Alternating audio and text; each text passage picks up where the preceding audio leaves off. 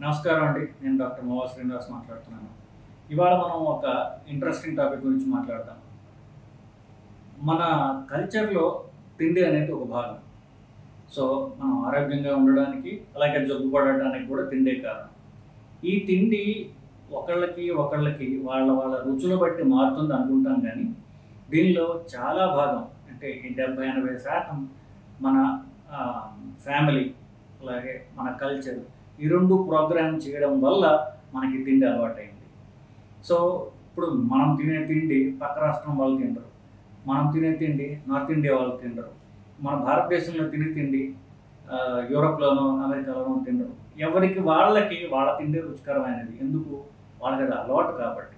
తప్ప మన రుచులు గూడా చాలా వరకు మనకు ప్రోగ్రామ్ చేయబడ్డాయి. మనకి చిన్నప్పుడు మన ఇంట్లో పెట్టినటువంటి ఒక 10 రుచుల్లో ఒకదాన్ని మనం సెలెక్ట్ చేసుకుంటాం. కొత్త రుచి మనకు తెలీదు. చాలా వరకు ఇప్పుడు ఉత్తర భారతదేశంలో కానివ్వండి, నార్త్ ఈస్ట్‌లో కానివ్వండి, ఇప్పుడు హ్మ్, చుట్టుపక్కల అంటే దేశంలోని మారుమూల ప్రాంతాల్లోనో, మిగతా దేశాల్లోనో పూర్తిగా వాళ్ళు ఏమి తింటారో గూడా మనకు తెలీదు గదా! మనకు తెలిసిన రుచులే 2, 3 అదే పట్టుకొని మనకి ఇదే ఇష్టం అదే తింటాం. కొత్తవి ట్రై చేయడానికి కూడా మనకు భయం. మనం ఇప్పుడు లండనో, పారిసో వెళ్ళామనుకోండి అక్కడ కూడా ఇడ్లీ దొరుకుతుందా అని చూస్తాం. అక్కడ కూడా అన్నం దొరుకుతుందా అని చూస్తాం. ఎందువల్ల చాలా వరకు ఇది మన కల్చరు, మన ఫ్యామిలీ మనని ప్రోగ్రామ్ చేశాయి. తిండి తింటే కొలెస్ట్రాల్ వస్తుంది. కొలెస్ట్రాల్ వస్తే హార్ట్ అటాక్ వస్తుంది. అంటే తిండి తిని హార్ట్ అటాక్ తెచ్చుకుంటున్నారు. సో, కొలెస్ట్రాల్ పెరగటానికి ప్రధానంగా తిండే కారణం కాబట్టి, అలాగే కొలెస్ట్రాల్ వల్లనే హార్ట్ అటాక్ వస్తుంది కాబట్టి, తిండి నియంత్రించుకుంటే హార్ట్ అటాక్‌లు నియంత్రింపబడతాయి. సో, కాబట్టి తిండి అనేది చాలా చాలా ముఖ్యమైనది. ఈ తిండిలో మనకి చాలా ఆహ్, మన వాళ్ళల్లో చాలా మందికి కొన్ని నమ్మకాలున్నాయి. ఇవి సైంటిఫికల్లీ ప్రూవ్డ్ కాదు. కానీ ఇవి కొన్ని మూఢనమ్మకాలు అని చెప్పను గానీ, అపనమ్మకాలు. ఇవి అంటే అంత సైంటిఫిక్ కానటువంటి నమ్మకాలు. దీన్ని ఒక్కొక్కళ్ళు రుచులు పెట్టుకుంటుంటారు గానీ, చాలా వరకు అపనమ్మకాలు.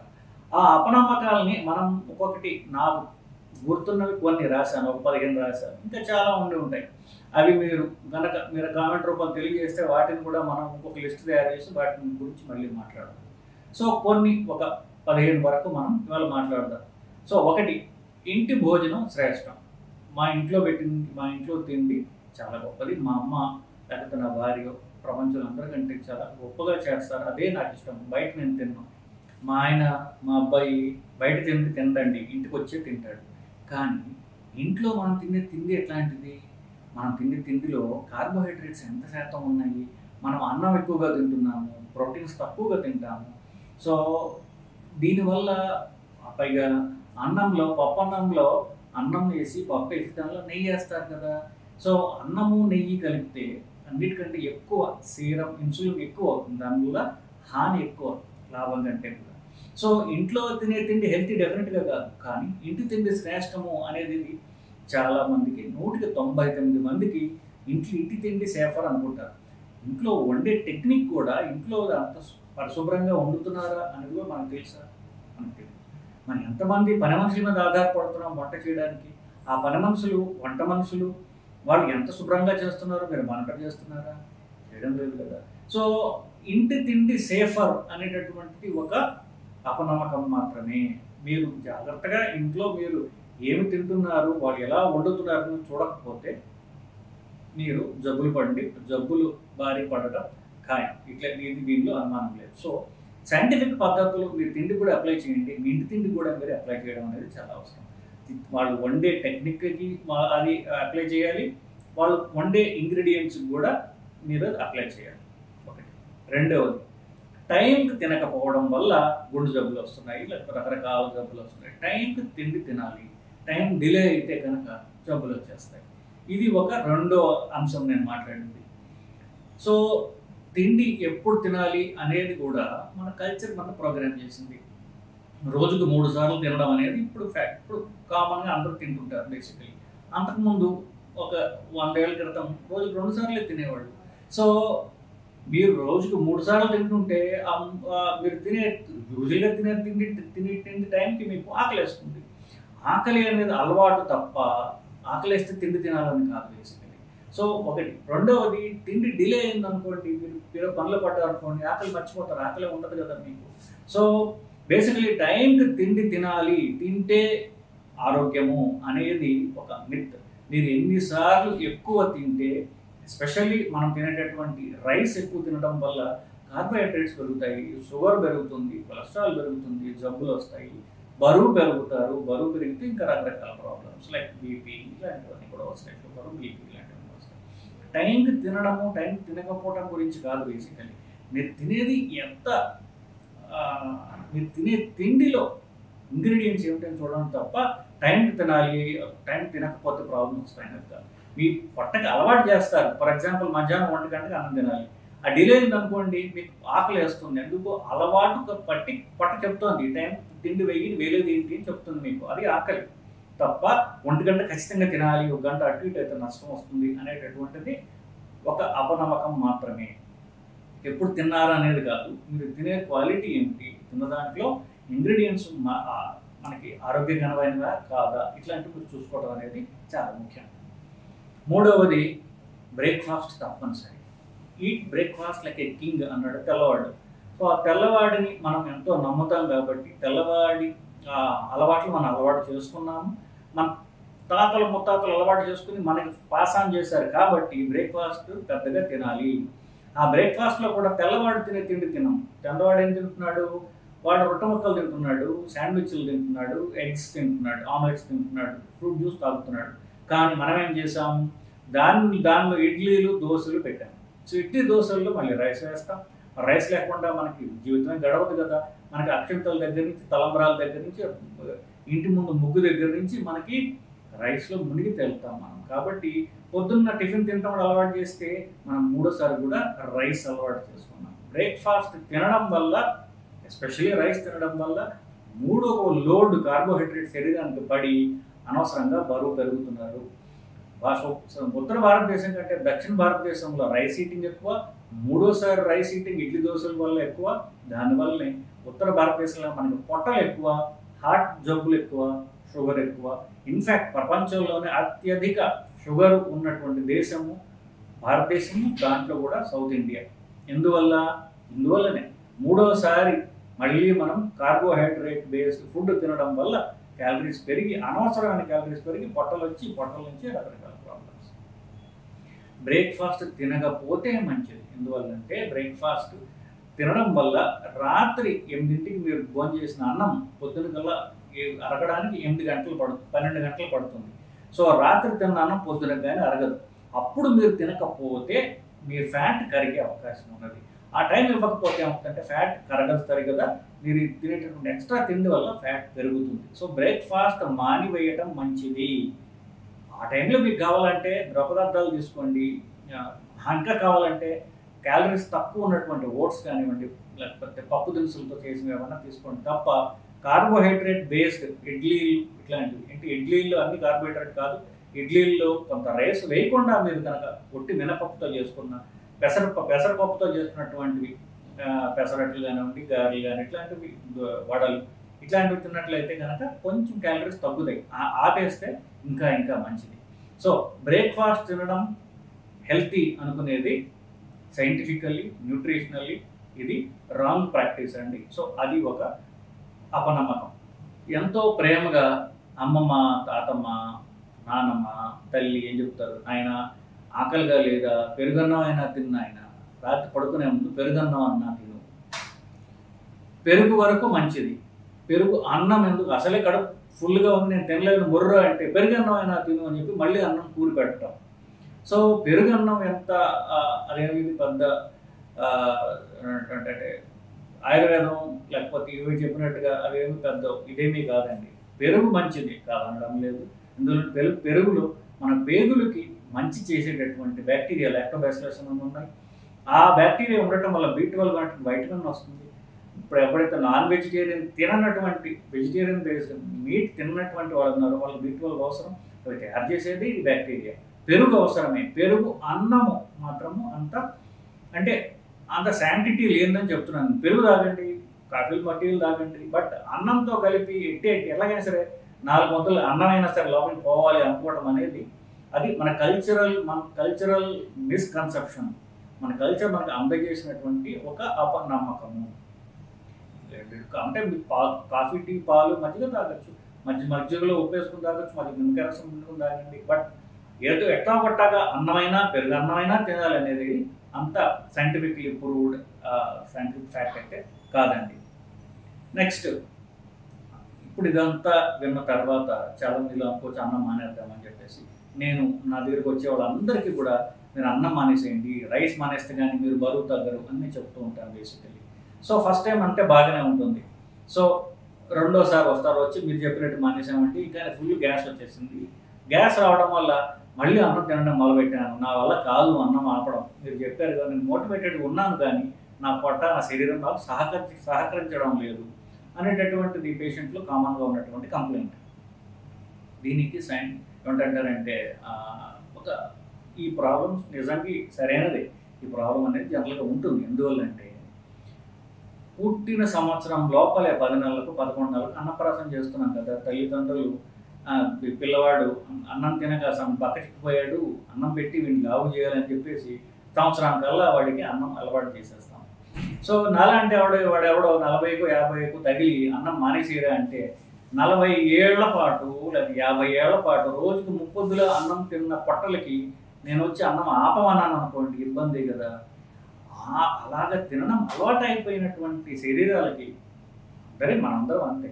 అన్నం అంటే ఒక long standing deeply grooved habit. చాలా కాలంగా మనం చేసి దాన్ని ఎంజాయ్ చేయడం అలవాటు చేసుకున్నాం. నిజంగా ఎంజాయ్మెంట్ లేదు, అలవాటు చేసుకున్నాం. ఎవరికైనా నీకేమి ఇష్టం అయితే ఆకుకూర ఇష్టము, ఆ పచ్చడి ఇష్టము, ఆ పప్పు ఇష్టము, ఆ వేపుడు ఇష్టము, లేకపోతే ఇవన్నీ చెప్తారు తప్ప అన్నం ఇష్టం ఎవరు చెప్తారా? ఎవరు చెప్పరు కదా. అన్నము మనకి ఇష్టమైనవి తినడానికి మాధ్యమం తప్ప అన్నం ఇష్టమైన వాడు ఎవరు ఉండడు. అన్నం పొట్ట నింపుకోవడానికి తప్ప మన రుచులు మనం తినడానికి ఈ పొట్టకి అన్నం అనేది మనం ఒక మాధ్యమంగా తీసుకున్నాం తప్ప అన్నం తినాలి అనేది బేసికలీ కాదు. సో ఇంత అలవాటు అయిపోయినటువంటి అన్నాన్ని సడన్గా మనం మానేస్తే, తగ్గిస్తే పొట్ట కొంచెం రివోల్ట్ అవుతుంది, పొట్ట గోల పెడుతుంది. నువ్వు ఫుల్గా పెట్టట్లేదు, నాకు అలవాటైన పెట్టట్లేదు, నాతో పని చేస్తున్నావు అని చెప్పేసి పొట్ట గోల పెట్టడం సహజం. కానీ మనకు ఉన్నటువంటి చెడు అలవాట్లు వదిలించుకోవాలి, మంచి అలవాటు చేసుకోవాలన్నప్పుడు కొంచెం ఓపిక బట్టి ఒక్క వారం రోజులు 10 రోజులు ఓపిక పెట్టినట్లయితే పొట్ట అడ్జస్ట్ అవుతుంది. మీకు అనిపించినటువంటి గ్యాస్ ప్రాబ్లం ఏదైతుందో అది తగ్గుతుంది. అంతేకాకుండా మీరు అన్నం మానేసి ఈ హై ప్రోటీన్ ఫుడ్ నేను చెప్పినటువంటి జనరల్గా చెప్తుంటాం కదా, మీరు వీడియోలు చూడవచ్చు. అట్లా తినడం మొదలుపెట్టినప్పుడు ఏమవుతుందంటే పొట్ట ఉబ్బరం ఉంటుంది. ఒక్కసారి మలం ఏదైతే ఉందో, స్టూల్ ఏదైతే ఉందో అది నీళ్ళగా రావచ్చు. అంటే అంత పూర్తిగా విరోచనాలలాగా రాదు, కొంచెం లూజ్లీ ఫార్మ్డ్ స్టూల్ వస్తుంది. సో ఇది ఎందుకు? పొట్టకి పేగులకి మనము సుఖం అలవాటు చేసాం. సో ఉప్మా లాంటి తిండికి పెట్టామనుకోండి, అది ఏం పని చేయాలి? మీరు ఆల్రెడీ మెత్తగా ఉంటుంది. అది మీరు అట్లా పొట్ట పడేయగానే పొట్ట పని చేయక్కర్లేదు కదా, అబ్జర్వ్ అయిపోతుంది. సో పేగులకు కూడా ఏం పని లేదు. సో మీరు పేగులు పడేయగానే పేగులు పనే ఉంది, అరిగించాల్సిన పనే లేదు కదా, ఆల్రెడీ మెత్తగా చక్కగా ఉంది. సో అది పేగులు పడంగానే అది రక్తంలోకి వెళ్ళిపోతుంది. అది సో పేగులకి పొట్టకి బద్ధకం అలవాటు చేసాం. దానికి పని చేసే అవసరమే లేకుండా మనం వాటిని ఎంతకాలం పెంచి పోషించాం బేసికలీ. ఇప్పుడు వాటికి మీరు ఈ ప్రోటీన్ ఫుడ్ అని, లేకపోతే ఫ్రూట్స్ అని, ఫైబర్ ఎక్కువ ఉన్నటువంటి తినాలని, మొలకలని తినడం వల్ల ఏమవుతుంది? పని చేయాల్సి వస్తుంది వాటికి. సో ఒక బద్ధకమైనటువంటి ఒక ఉద్యోగికి సడన్గా మీరు పని చెప్పారనుకోండి, వాడు గింజుకుంటాడు, తిడతాడు, మిమ్మల్ని గోల చేస్తాడు, ఈ లంచం అడుగుతాడు, పని మాత్రం చేయడు. సేమ్ పట్టా పేగులు అంతే. సో ముందు మొరాయిస్తాయి వాటిని, కానీ వాటికి మంచి అలవాటు చేయాలి కాబట్టి మనం మెల్లగా వాటిని బతిమాలి అదే తిండి కంటిన్యూ చేస్తూ ఉంటే మెల్లగా వారం రోజులు 10 రోజులకి వాటికి పని చేయడం అలవాటు అవుతుంది.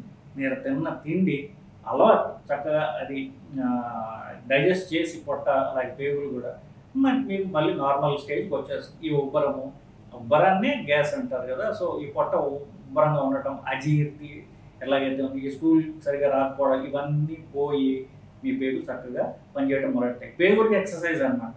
శరీరానికి ఎక్సర్సైజ్ చేసినట్టుగా పేగులకు కూడా ఎక్సర్సైజ్ అవసరం. ఇదే మనం ఇచ్చేటటువంటి ఎక్సర్సైజ్. తర్వాతది హార్ట్ అటాక్ తక్కువ రావాలంటే కొలెస్ట్రాల్లో హెచ్డిఎల్ అనేటటువంటి భాగం ఎక్కువ ఉండాలి. HDL is a protective cholesterol. HDL ఎక్కువ పెట్టుకోవడం ద్వారా హార్ట్ అటాక్లు నివారింపబడతాయి. చెడు కొలెస్ట్రాల్ని అదే తగ్గించేసుకుంటుంది, దాని పని అది చేసుకుంటుంది. హెచ్డిఎల్ పెంచే మార్గాలు ఏమిటి అని ఆలోచిస్తే, ఒకటి చేప తినడం, లేదా చేప ఆయిల్ క్యాప్సూల్స్ వేసుకోవడం, లేదా 2 ఎక్సర్సైజ్ చేయడం. సో అంటే మామూలుగా కాకుండా కనీసం రోజుకి మీరు 2 గంటల పాటు ఎక్సర్సైజ్ చేసిన వాళ్ళకి, లేదా long distance cycling, long distance running చేసిన వాళ్ళకి హెచ్డిఎల్ అనేది పెరుగుతుంది. లేదా నేను చెప్పినట్టుగా ఫిష్ తినేవాళ్ళు పెరుగుతుంది. మూడవది, అది ఎవరికి చెప్పకండి, ఇది మామూలుగా అది బయట చెప్పకూడదు, కానీ మీరు నా ఫ్రెండ్స్ కాబట్టి మీరు చెప్తున్నా, ఆల్కహాల్ తాగితే హెచ్డిఎల్ పెరుగుతుంది. బట్ హెచ్డిఎల్ కోసం ఆల్కహాల్ తాగితే మిగతా జబ్బులు వస్తాయి. సో ఈ 3 పద్ధతుల ద్వారా మనం హెచ్డిఎల్ పెంచుకోవచ్చు. ఇప్పుడు చేప తినమని చెప్తున్నాను. సో ఇంకా వెజిటేరియన్స్కి మనం సరే వాళ్ళకి వేరే పద్ధతులు ఉంటాయి. క్యాప్సూల్స్ వేసుకోవచ్చు, ఫిష్ ఆయిల్ క్యాప్సూల్స్ వేసుకోవచ్చు వాళ్ళు, లేదా పువ్వా అంటారు, పాలీ అన్సాచురేటెడ్ ఫ్యాటీ యాసిడ్, ఆ క్యాప్సూల్స్ దొరికితే దాన్ని వేసుకోవచ్చు. ఇకపోతే వెజిటేరియన్స్ అనుకోండి, పాపం వాళ్ళకి అలవాటు లేదు, వాళ్ళ ఆచార వ్యవహారాలకు విరుద్ధం, వాళ్ళని అనలేము. కానీ ఎవరైతే చేప ఇంట్లో తింటారో వాళ్ళని చేపలు తినండి అన్నాం అనుకోండి, చేపల వాసన అండి, మేము తినాం. సో ఇప్పుడు చేప తింటే ఒంటికి మంచిది. సో అది వాసన లేకుండా ఎలా తినాలో మనం అలవాటు చేసుకోవాలి తప్ప, నేను వాసన కాబట్టి తినకపోవడం అనేది ఏంటంటే అది తెలివైన పని కాదు కదా. సో చేప తినండి అయ్యా, మీకు హార్ట్ అటాక్స్ తగ్గుతాయి. అది ఎలా తినాలో చూసుకోవాలి, ఆ వాసన ఎలా పోగొట్టాలో చూసుకోవాలి. యూట్యూబ్లో చూడండి, గూగుల్లో చదవండి, మీ ఇంట్లో వాళ్ళకి అలవాటు చేయండి తప్ప ఇది చెప్తాను. ఈ ఇష్టాలు మనకి ఆరోగ్యకరమైన ఇష్టాలు ఉండాలి. ఇలాగే ఆల్కహాల్ తాగే వాళ్ళు ఉంటారు, బాబు మీరు ఆల్కహాల్ తాగద్దు నాయన, రెడ్ వైన్ తాగండి, తాగడం ద్వారా హెచ్డిఎల్ పెరుగుతుంది, మీకు హార్ట్ అటాక్లు తగ్గుతాయి, మెల్లమెల్లగా ఆల్కహాల్ని దూరం అవచ్చు అని చెప్పాం అనుకోండి. మీరు హెచ్డిఎల్ మీరు రెడ్ వైన్ తాగమంటారు, అది మందు వాసన వేస్తుందండి, మేము తాగలేము. సో చేప తినడం కానివ్వండి, రెడ్ వైన్ తాగడం కానివ్వండి, దానివల్ల మనకు ఆరోగ్యం కుదుట పడుతుంది, ఆరోగ్యం ఇంప్రూవ్ అవుతుంది అనుకున్నప్పుడు మంచి అలవాటుని అలవాటు చేసుకోవాలి, చెడు అలవాట్లు తగ్గించుకోవాలి. మనకి ఏది మంచిదో అది మనకి ఇందుకు ఇష్టం లేకపోయినా ఇష్టమయ్యేటట్టుగా చేసుకోవాలి, ఎందుకు మనకు ఆరోగ్యం కాబట్టి. So learn to enjoy what is good. So దాన్ని ఎలా తినాలో ఆలోచించాలి. చేప వండమని మీ ఆవిడ చెప్పారనుకోండి, వాసన లేకుండా ఎలా చేయించాలో అనేది మీకు చదివి వాళ్ళతో మాట్లాడి గూగుల్లో చూసి ఆవిడకి నేర్పించండి, చేపలు చేయించుకుని అలా తినండి. ఇకపోతే గుడ్డు తినండి. గుడ్డులో కార్బోహైడ్రేట్స్ 0 ఉంటాయి, దాంట్లో ప్రోటీన్ చాలా ఈజీగా అరిగేటటువంటి ప్రోటీన్. సో గుడ్డు తినండి నాయనలా అని చెప్పాను అనుకోండి. సో గుడ్డు తినేటప్పుడు మళ్ళీ గుడ్డు తెల్ల తినాలా, సొన తినాలా, సొన లోపల ఉన్నటువంటి పసుపు సొన అది మనం పారేయాలా? సో ఇట్లాంటి క్వశ్చన్లు వస్తుంటాయి. గుడ్డు అంటే నా దృష్టిలో తెలుపు white part plus yellow part, తెలుపు ప్లస్ పసుపు 2 కలిపి తింటే అది ఆరోగ్యము. తెలుపు సొనలో ఆల్బుమిన్ మాత్రమే ఉంది, ప్రోటీన్ మాత్రమే ఉంది.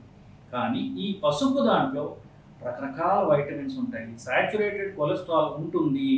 కానీ ఆ సాచురేటెడ్ కొలెస్ట్రాల్ కార్బోహైడ్రేట్ రహితంగా, అంటే మీరు అన్నంలో ఆమ్లెట్ వేసుకుని తినకుండా ఒట్టి ఆమ్లెట్ తింటే, ఒట్టి గుడ్డే తింటే ఆ సాచురేటెడ్ ఫ్యాట్ మనకి అవసరమైన, మనకి మంచి చేసే, మన హార్మోన్స్కి మంచి చేసే, హార్మోన్స్ తయారు చేయడానికి ఫ్యాట్ కావాలి, సాచురేటెడ్ ఫ్యాట్ కావాలి.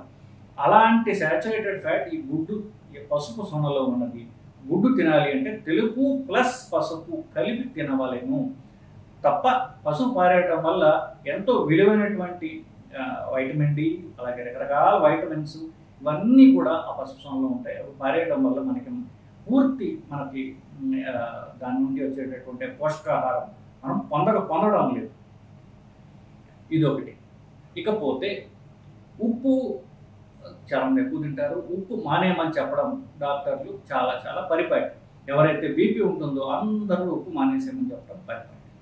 సో ఉప్పు మానేయండి అంటే ఉప్పు 0 చేయమని కాదు, ఉప్పు 0 చేయలేరు కూడా. ఎందువల్ల మీరు కూరలో ఉప్పు వేయలేరు, కానీ ఆల్రెడీ వెజిటబుల్స్లో ఉన్నటువంటి కొంత ఉప్పు ఆల్రెడీ ఉంటుంది. సో పూర్తి ఉప్పు రహితంగా చేయడం అనేది అంత ప్రాక్టికల్ కాదు ఒకటి. రెండవది సోడియం అనేది ఉప్పులో ఉన్నటువంటి సోడియం క్లోరైడ్ అంటాం చూస్తారా, అది జీరో చేసినట్లయితే కూడా శరీరానికి హాని.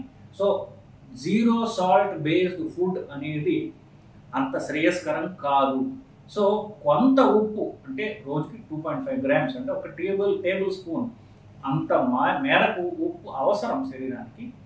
సో ఆ మాత్రం శరీరంకి కూరలో కానివ్వండి ఎట్లా కానివ్వండి కాస్త ఉప్పు అనేది వేసి చెప్పినట్టుగా 2.5 grams per day అది మీరు కూరలో కానివ్వండి మిగతా వృద్ధులు కానివ్వండి వేసి తీసుకున్నట్లయితే మీకు ఆరోగ్యంగా ఉంటారు. లేదంటే కనుక కాల్షియము అలాగే పొటాషియము మజిల్స్ తగ్గిపోయినట్లయితే మజిల్ వీక్నెస్ వస్తుంది.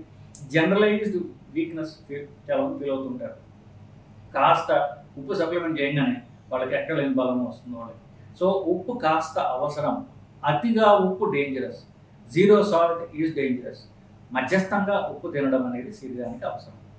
ప్లస్ ఇప్పుడు వచ్చే ఈ వేసవ కాలంలో ఈ చెమటల ద్వారా ఉప్పు పోతుంది. సో ఉప్పు సప్లిమెంటేషన్ లేకపోతే మనిషికి ఆ బీపీ తగ్గిపోవడం ఇవన్నీ జరుగుతాయి. సో ఉప్పు అనేది సరైన పాళ్ళలో నేను చెప్పినట్టుగా 2.5 grams per day అది అంటే ఒక స్పూన్ కనీసం ఉప్పు రోజుకి శరీరంలోకి వెళ్ళడమే ఆరోగ్యం. ఇకపోతే ఆయిల్స్ మీద చాలామందికి చాలా రకరకాల డౌట్స్ ఉంటాయి, అన్ఎండింగ్ డౌట్స్. ఎస్పెషల్లీ ఆడవాళ్ళకి ఆయిల్స్ అని వేయడం అంటేనే భయం. సో బట్ ఆయిల్ వేయకుండా కూరలు చేయలేరు, వేపులు చేయలేరు, పోపు వేయలేరు, తాళింపు అంటాం, పోపు అంటాం. సో ఇది పెట్టడం అనేది ఇంపాసిబుల్. సో ఆయిల్ వేయాలి. ఇప్పుడు ఈ ఆయిల్ వేయాలి అన్నప్పుడు ఏ ఆయిల్ వేయాలి? సో దీని ఇప్పుడు నా దగ్గరికి వచ్చేటువంటి పేషెంట్తో అకంపెనీ అయ్యేటటువంటి భార్యలు ఎవరైతే ఉంటారో వాళ్ళందరూ ఇదే క్వశ్చన్ అడుగుతారు, ఏ ఆయిల్ వేయాలి? అది రిఫైన్డ్ ఆయిల్, గానుగ నూనె. ఇది ఒక సైంటిఫిక్ డైటరీ సైన్స్ కదా. సో 2020 డేటా ప్రకారం ఉన్న ఆయిల్స్ అన్నింటిలో కూడా ప్రస్తుతానికి పల్లి నూనె, వేరుశనగ నూనె, గ్రౌండ్ నట్ ఆయిల్ ఇది బెస్ట్. వీటిలో మనకి పోషకాహారాలన్నీ కూడా సమతుల్యంగా మంచివి శరీరానికి అవసరమయ్యేవి ఉన్నాయి. 2 ఆలివ్ ఆయిల్, 3వది సన్ఫ్లవర్ ఆయిల్. ఈ 3 ఆయిల్స్ శరీరానికి మంచివి 2020 డేటా ప్రకారం. అది 2023 దాకా పనిచేసింది. కొత్తగా స్టడీస్ వచ్చినట్లయితే అది చదివి మీకు మళ్ళీ చెప్తాను. ప్రస్తుతం డేటా ప్రకారం ఈ 3 ఆయిల్స్ మంచివి. ఈ ఆయిల్స్ని నేను రిఫైన్డ్ ఆయిల్ నేను వాడనండి, నేను గానుగ నూనె వాడతాను. సో దానికి నేను ఎక్కడికో పల్లెటూరు పోయి అక్కడ గానుగ నూనె కొని తెచ్చుకుని మాత్రమే వాడతాను అనేటటువంటిది ఇంకొక మిస్కన్సెప్షన్. రిఫైన్డ్ ఆయిల్ అంటే ఏమిటి? అది రిఫైన్ చేసినటువంటి ఆయిల్. గానుగ నూనె మామూలు గింజల్ని వాళ్ళు అంటే ఆయిల్ ఎక్స్ట్రాక్ట్ చేసినప్పుడు దానిలో చెత్త తీసి దాన్ని రిఫైన్ చేయడమే కదా రిఫైన్డ్ ఆయిల్ అనేది. ఏ ఆయిల్ తిన్నారు అనడం ముఖ్యం. ఆయిల్లో చెత్త ఉండకుండా అది శుద్ధంగా ఉండాలి కదా. దాన్ని శుద్ధంగా చేయడమే ఆ ప్రాసెస్ పేరే రిఫైన్మెంట్. రిఫైన్మెంట్ అంటే దానిలో ఉన్నటువంటి చెత్త అంతా తీసి ఒట్టి ఆయిల్ మిగిల్చేది రిఫైన్మెంట్. సో రిఫైన్డ్ ఆయిల్ తీసుకోవడం అనేది తెలివితేటలు. గానుగ నూనెలో వాడు ఆ గానుగలో ఆయిల్తో పాటు ఎంత చెత్త వేస్తాడు, ఆ గానుగలో శుభ్రంగా ఉందా లేదా, ఇవన్నీ ఎవడు చూశాడు? గానుగ నూనె అని ఆ పేరు పెట్టాడు, మనం కొంటున్నాం కదా. సో ఆ గానుగ నిజంగా గానుగ ఫస్ట్ గానుగే అనుకుందాం. ఆ గానుగలో వాడు ఏం ఆయిల్స్ ఏమి నట్స్ వేస్తున్నాడు, అది బురదలోంచి తీస్తున్నాడా లేకపోతే కడుగుతున్నాడా లేదా, ఇవన్నీ మీరు చూసి వచ్చారా? అది కంపెనీ వాడు బాధ్యత తీసుకుని రిఫైన్ చేస్తున్నానే అని చెప్తున్నాడు. మనకు వద్దు అంటున్నాం, మనకు రిఫైన్డ్ ఆయిల్ వద్దు, నేను గానుగ నూనె తీసుకుంటాను అంటే ఇక్కడ చెప్పండి అది ఎంత తెలివిగా మీరు ఆలోచిస్తున్నారు, మీరు ఆలోచించుకోండి. సో రిఫైన్డ్ ఆయిల్ తీసుకుంటాం బెటరు. ఏ ఆయిల్ అంటే 3 ఆయిల్స్ మీకు ఆల్రెడీ చెప్పాను, ఈ ఆయిల్స్ మీరు ఫాలో అవ్వండి. సో నెక్స్ట్ అపనమ్మకం గురించి మాట్లాడతాం. మా పిల్లలు సరిగ్గా తినరు. సో ఎందువల్ల? మా పిల్లడు యాక్టివ్గా ఉన్నాడు, చక్కగా ఆడుకుంటున్నాడు, వాడికి ఈ వయసుకి ఎంత హైట్ వెయిట్ ఉన్నాడో అంత ఉన్నాడు, కానీ వాళ్ళు లావుగా లేడు. మా పక్కింటి పిల్లాడు చక్కగా గుండ్రంగా బంతిలాగా ఉన్నాడు. సో వాడికి బొగ్గలు చక్కగా బూరు బొగ్గలు ఉన్నాయి, చాలా ముద్దుగా ఉన్నాడు వాడు. మా పిల్లాడు మాత్రం బక్కగా ఉన్నాడు. ఇది తల్లులు అందరి కంప్లైంట్ ఇదే. సో ఏం చేస్తారు? గంటకు ఒక్కసారి వాడు వద్దు మొర్రు అంటున్నా సరే వాడికి కుక్కి కుక్కి కుక్కి అన్నం పెట్టి వాడిని ఇంకొక బంతిలాగా తయారు చేయడం అనేది ఇది చైల్డ్హుడ్ ఒబేసిటీ అమ్మ. సో అధిక బరువుని మీరు క్రియేట్ చేయడం ద్వారా మీ యొక్క పిల్లలు గుండ్రంగా ఉండాలి, ఉంటేనే ముద్దు అనేటటువంటి మీ నమ్మకం వల్ల పిల్లల్ని ఓవర్ ఫీడ్ చేసి వాళ్ళకి ఓవర్ ఫీడింగ్ అలవాటు చేసి వాళ్ళకి అధిక బరువు తీసుకొచ్చి వాళ్ళకి అనారోగ్యానికి గురి చేస్తున్నారు. పిల్లలలో ఆరోగ్యంగా ఉండడానికి సంకేతం ఏంటంటే యాక్టివ్గా ఉన్నారు. వాళ్ళు ఏ వయస్సుకి ఎంత హైట్ ఉండాలి, ఎంత వెయిట్ ఉండాలి అనేది ప్రతి పిల్లల డాక్టర్ యొక్క క్లినిక్లోనూ ఒక చార్ట్ ఉంటుంది. ఇంత వయసుకి ఇంత బరువు ఉండాలి, ఇంత హైట్ ఉండాలి అనేది. అంత ఉంటే చాలు, అంత ఉంటే చాలు తప్ప పిల్లవాడు యాక్టివ్గా ఆడుకుంటున్నాడు అని ఇప్పుడు డ్రౌజీగా లేజీగా నిద్రపోవడం లేదు, యాక్టివ్గా ఆడుకుంటున్నాడు. ఈ మూడు కనుక ఉన్నట్లయితే అంటే హైట్ వెయిట్ సరిగ్గా ఉన్నాయి, మెంటల్ యాక్టివిటీ బాగుంది, వాడి పిల్లలతో వాడి వయసు పిల్లలతో చక్కగా ఆడుకుంటున్నాడంటే మీ పిల్లవాడు హెల్తీగా ఉన్నట్టు లెక్క. తప్ప సరిగా తినడం లేదు అనేది అది మీరు మీ పిల్లవాడి మీద రుద్దేటటువంటి అధిక తిండి తప్ప వాడికి ఇది ఉపయోగపడేది, వాడి హెల్త్కి ఉపయోగపడేది తప్పనిసరిగా కాదు. సో మీ పిల్లవాడిని పిల్లల డాక్టర్ తీసుకెళ్ళినప్పుడు హైట్ వెయిట్ సరిగ్గా ఉందో చూసుకోండి చాలు, వాడు యాక్టివ్గా ఉన్నాడా చాలు. చిన్న పిల్లలు సంవత్సరం కంటే తక్కువ పిల్లలు వాళ్ళు మాట్లాడలేరు కాబట్టి వాళ్ళు తల్లి పాలు తాగుతున్నప్పుడు సంవత్సరం తక్కువ పాలు యాక్టివ్గా తాగుతుంటే వాళ్ళు ఆరోగ్యంగా ఉన్నట్టే లెక్క. వాళ్ళు పాలు తాగుతున్నప్పుడు వాళ్ళు ఆయాస పడిపోతున్నారా, 2-3 గుక్కలు తాగి ఆయాస పడిపోతున్నారా అంటే మాత్రమే వాళ్ళకి ఆరోగ్యంగా లేదు అని లెక్క. తప్ప పిల్లలు యాక్టివ్గా పాలు తాగుతున్నారు, యాక్టివ్గా ఆ వయసుకు ఉండాల్సినటువంటి మైల్ స్టోన్స్ సరిగ్గా ఉన్నాయి అనుకున్నప్పుడు పిల్లలు ఆరోగ్యంగా ఉన్నట్టే లెక్క. వాళ్ళకి ఎక్సెస్ ఫీడింగ్ చేసి వాళ్ళ ఆరోగ్యాలు పాడు చేయకండి.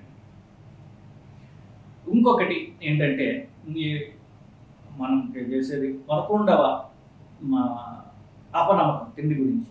ఈ మధ్యనే మా ఆయనకి గుండెకి హార్ట్ అటాక్ వచ్చింది. సో స్టెంట్ వేశారు, లేదంటే బైపాస్ చేశారు. కాబట్టి ఆయిల్స్ అన్నీ మా ఆయనలో ఫుడ్లో తీసేశారు. సో ఒట్టి ఉడకబెట్టినటువంటివి పెడుతున్నాను. 3 పూట్ల పొద్దున ఇడ్లీలు, మధ్యాహ్నం అన్నం, రాత్రి అన్నం, రాత్రి చపాతీలు పెడుతున్నాను. ఇది కామన్ కాప్ చూస్తున్నాం కదా. హార్ట్ అటాక్ వచ్చిన తర్వాత మీరు తగ్గించాల్సింది ఆయిల్స్ కాదమ్మా, మీరు తగ్గించాల్సింది రైస్. కొలెస్ట్రాల్ తగ్గాలి కదా. కొలెస్ట్రాల్ ఎక్కడి నుంచి వస్తుంది? మనం తినే కార్బోహైడ్రేట్స్ నుంచి వస్తుంది. అనగా రైస్, ఫ్రూట్స్, షుగర్, ట్యూబర్స్ అంటే దుంపలు. ఈ 4 తగ్గించాలి తప్ప ఈ 3 పూట్ల పొద్దున్న ఇడ్లీల్లో రైసు, దోశల్లో రైసు, మధ్యాహ్నం రైసు, రాత్రి పాపం ఏదో కాస్త విరామం ఇచ్చి చపాతీలు. చపాతీలు మళ్ళీ రైస్ కంటే కొంచెం తక్కువ గోధుమలు అంతే. ఈ 3 పూటలు ఇవి పెట్టి కాస్త ఒక చెంచాడు ఆయిల్ తగ్గించినంత మాత్రం హార్ట్ అటాక్ తగ్గదు. మీరు తగ్గించాల్సింది ఇవి తప్ప మీ దృష్టి కార్బోహైడ్రేట్స్ మీద. నేను చెప్పిన 4 ఇంగ్రీడియంట్స్ ఉండాలి తప్ప ఆయిల్ తగ్గించేసి లేకపోతే అంటే అంత ముఖ్యమైనటువంటి కాదు మీరు దృష్టి ఉంటుంది తప్ప వీటి మీద మీరు దృష్టి పెట్టినట్లయితే కొలెస్ట్రాల్ తగ్గుతుంది. దాంతోపాటుగా అఫ్కోర్స్ కొలెస్ట్రాల్ తగ్గించే మందులు ఎట్లా తప్పనిసరిగా మీరు వేసుకోవాలి. ఈ కొలెస్ట్రాల్ ఒకసారి స్టెంట్ కానీ బైపాస్ కానీ అయితే బ్యాడ్ కొలెస్ట్రాల్ అంటే LDL 70 కంటే 80% తక్కువ ఉండాలి. ఎంత తక్కువ ఉంటే అంత మంచిది. సో ట్యాబ్లెట్తో సహా డైట్ కూడా మాడిఫికేషన్ చేసుకోవాలి, ఎక్సర్సైజ్ కూడా చేసి తీరాలి. 3 చేస్తేనే గుండె రక్తనాళాలు మళ్ళీ అవి క్లీన్గా ఉంటాయి. ఇకపోతే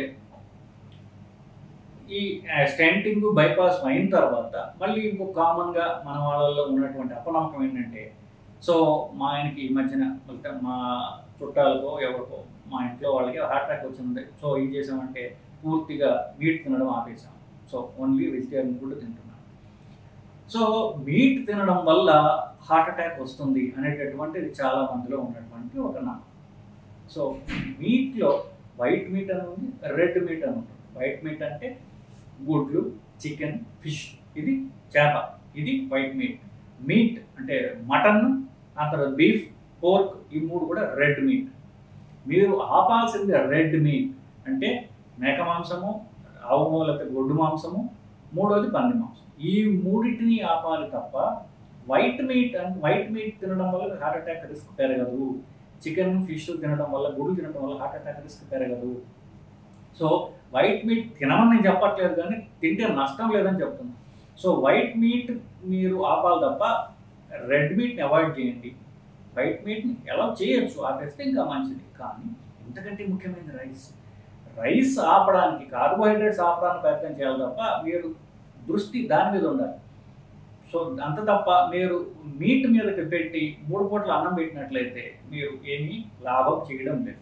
సో రైస్ ఆపండి, రెడ్ మీట్ ఆపండి, వైట్ మీట్ కావాలంటే తినండి, తినకపోయినా కూడా పర్వాలేదు, నో ప్రాబ్లం. ఇకపోతే నీకు ఆల్కహాల్ తాగుతావు, సిగరెట్ తాగుతావు అంటే చచ్చా సార్ నేను సిగరెట్ తాగను, డ్రింక్ తాగను, కనీసం టీ కాఫీ కూడా తాగను. సో సిగరెట్ ఆల్కహాల్ ఎంత హానికరమో టీ కాఫీలు కూడా అంతే హానికరమైనటువంటిది చాలా మందిలో ఉన్నటువంటి ఒక నమ్మకం. టీ కాఫీ అంటే ఏమిటంటే మనం చేసే టీ కాఫీలో ఒక చెంచా కాఫీ పౌడర్ వేసినట్లయితే ఆ కప్పు మొత్తం కూడా పాలు, దాంట్లో ఇంకొక చెంచా షుగర్, ఇది మనం చేసేటటువంటి కాఫీ. టీ కూడా మోస్తరుగా ఇలాగే ఉంటుంది. దీనివల్ల షుగర్ మల్టిపుల్ టైమ్ షుగర్ తాగుతున్నాం, పాలు తాగుతున్నాం, పాలలో ఉన్నటువంటి క్యాలరీస్ మనకు పోతున్నాయి. సో ఇది ఒక రకంగా చెప్పాలంటే హానికరమే, నేను కాదంటా. కానీ యాక్చువల్ కాఫీ, బ్లాక్ టీ కనుక మీరు తాగినట్లయితే బ్లాక్ కాఫీ యాక్చువల్లీ మన ఆకలి చంపుతుంది. పొద్దున్న బ్రేక్ఫాస్ట్ వద్దు అని నేను ఎప్పుడైతే చెప్తానో, పొద్దున్న మీరు బ్లాక్ కాఫీ తాగినట్లయితే తాగితే అది ఆకలిని తగ్గిస్తుంది, మీ బుర్రని స్టిమ్యులేట్ చేస్తుంది. సో ఈ నీరసము, ఈ తిండి తినకపోవడం వల్ల వచ్చేటువంటి నీరసం ఏదైతే ఉందో బ్లాక్ కాఫీ తాగితే బుర్ర వెంటనే ఉత్తేజితం అవుతుంది. బ్లాక్ కాఫీలో క్యాలరీస్ ఏమున్నాయి? 0 క్యాలరీస్. అంతగా కావాలనుకుంటే, నీరసంగా ఉందనుకుంటే అదే బ్లాక్ కాఫీలో మీరు కాస్త కొబ్బరి నూనె కానివ్వండి, నెయ్యి కానివ్వండి, వెన్న కానివ్వండి వేసినట్లయితే దాన్ని బుల్లెట్ ప్రూఫ్ కాఫీ అంటారు. అది తాగడం వల్ల మీకు క్యాలరీస్ వస్తాయి, గుడ్ క్యాలరీస్, అవి బుర్ర కూడా యాక్టివ్గా అవుతుంది. సో కాఫీ అంటే బ్లాక్ టీ తప్ప కాఫీ టీలలో పంచదార, పాలు వేసుకుని తాగినట్లయితే అది డెఫినెట్గా ఆరోగ్యకరమైన కాఫీ. సో లాస్ట్ పాయింట్ ఏంటంటే, మా ఆయన బయటికి వెళ్ళి పచ్చిమిరకాయ బజ్జీలు నా చిరుతిళ్ళు తింటారండి, ఇంటికి వచ్చి మాత్రం తింటూ. సరేనమ్మా, నువ్వేం ఆల్టర్నేటివ్ ఇస్తావు? నేను పొద్దున్న చక్కగా 6-7 ఇడ్లీలు పెడతాను, లేదా 4 దోశలు పెడతా, మధ్యాహ్నం చుట్టుగా భోజనం పెడతాను, రాత్రి కూడా కాస్త పెరుగన్నం గట్టిగా పెడతాను. ఆ చిరుతిళ్ళు మంచిగా, 3 పూట్ల అన్నం తినడం మంచిదా? ఇది పాయింట్ బేసికలీ. సో నన్ను అడిగితే ఈ 3 పూట్ల అన్నం తినే కంటే ఆ చిరుతిళ్ళే బెటర్. చిరుతిళ్ళలో క్యాలరీస్ ఉండవు, సో కడుపు నిండుతుంది, క్యాలరీస్ ఉండవు. కోర్స్ కొన్ని స్పైసీగా ఉండొచ్చు, పచ్చిమిరకాయ బజ్జీలు తింటే స్పైసీగా ఉంటుంది, మిరపకాయ పొట్టం డ్యామేజ్ చేస్తుంది, క్యాలరీస్ ఇవ్వదు. కానీ ఇప్పుడు మన ఇంటికి వచ్చి 3 పూట్ల మన అన్నం తినడం వల్ల మన బరువు పెరుగుతుంది. ఎందుకు? మన క్యాలరీస్ అవసరం లేదు. మనకి 18 ఏళ్ళు దాటిన తర్వాత మన బరువు పెరగడం లేదు, ఎత్తు లేకపోతే పెరగడం లేదు కదా, బోన్స్ గ్రోత్ లేదు కదా, అవయవాల గ్రోత్ లేదు కదా, క్యాలరీస్ అవసరం లేదు. బండి నడవడానికి ఎంత ఛార్జ్ అవసరమో ఫోన్కి అంతే అవసరం. సో ఫోన్ నడవడానికి ఇంత ఛార్జ్ కావాలంటే అంతే, దాన్ని ఓవర్ ఛార్జ్ చేస్తే ఉపయోగం ఉంది, ఫోన్ పాడవడం తప్ప. శరీరానికి ఎన్ని క్యాలరీస్ కావాలో అంతే ఇవ్వాలి. ఎక్సెస్ క్యాలరీస్ ఓవర్ ఛార్జ్ చేసామనుకోండి, అదంతా ఫ్యాట్ కింద మారుస్తుంది. సో చిరుతిళ్ళు మానేసి ఇంటికి వచ్చి ఇడ్లీలు దోశలు తినే కంటే ఆ చిరుతిళ్ళు బెటర్. చిరుతిళ్ళు తినమని నేను చెప్పడం లేదు, ఎందుకంటే తిండి గురించి కాదు, వాడు చేసే విధానము, వాడు రోడ్డు మీద పెట్టేటటువంటి ఆ అన్హైజీనిక్ కండిషన్స్ గురించి మనం గ్రహించాలి తప్ప అదే తిండి ఇంట్లో చేసుకొని తింటే నాకేం అభ్యంతరం లేదు. సో ఆ టిఫిన్లకి నేను అగెన్స్ట్ కాదు, కానీ వాడు బయట చేసి మనకి పెట్టే విధానం తప్పు. వాడు ఒక బండి పెట్టి రోడ్డు మీద నానా ట్రాఫిక్లో అంత విపరీతమైన దుమ్ములో అదే దుమ్ము మనకి ఇస్తున్నాడు. సో వాడు ఎక్కడ చేస్తున్నాడు, వాడు ఎక్కడి నుంచి ప్రొక్యూర్ చేస్తున్నాడు, వాడు వండే విధానం మనం క్వశ్చన్ చేయాలి తప్ప అదే ఇంట్లో చేసుకుని తింటే నాకేం ప్రాబ్లం లేదు. తప్ప అది మానేసి మనకు ఒకసారి టిఫిన్లు తింటానండి, ఉప్మా తింటా, లేకపోతే ఇవి తింటా. ఉప్మా అంటే ఎంత నిజం చెప్పాలంటే ఎంత హానికరము. ఉప్మా దాని కనీసం 0 ఫైబర్, దాని ఫైబర్ కూడా ఉండదు, మొత్తం అంతా కూడా పైగా నెయ్యి వేస్తారు మన వాళ్ళు కొంతమంది. సో అది easily digestible, full of calories, full of fat, అది 0 ఫైబర్. సో తినగానే అది కరిగిపోతుంది పొట్టలో.